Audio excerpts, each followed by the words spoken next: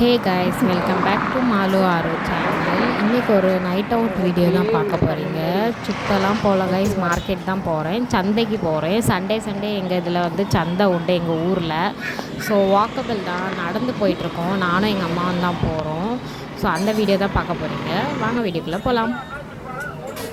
இதுதான் நாங்கள் நடந்தே வந்துட்டோம். ஒரு 15 மினிட்ஸ் இருக்கும் நடந்துட்டு வந்தாச்சு சந்தைக்கு.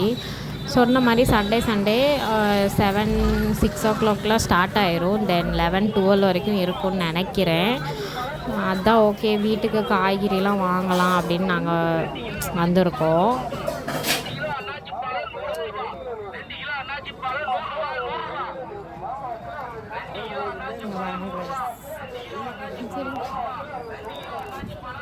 கூட்டத்தை பார்த்தீங்கன்னா guys,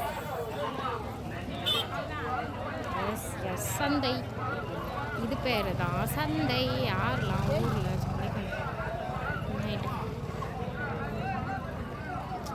ஓகே. இப்போ என்னென்னா வாங்கலான்னு பார்க்கலாம். வீட்டுக்கு தேவையான காய்கறிஸ் தான் அங்கே வந்திருக்கோம். எது என்ன வாங்கணும் பாரு, வீடியோ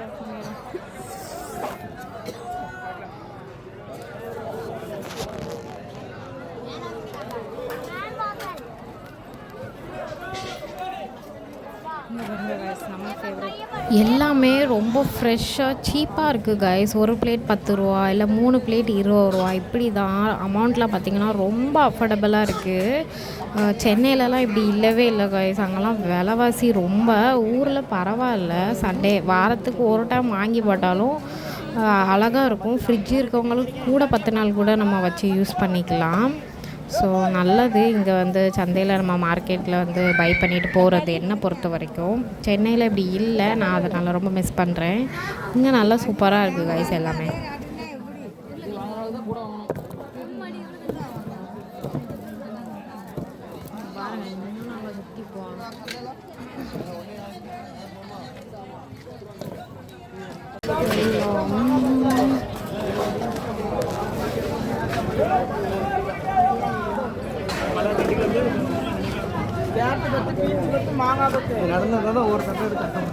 இப்போ ஃபுல்லாக இந்த இது ஐட்டம், மசாலா ஜாமான் எக்ஸெட்ரா,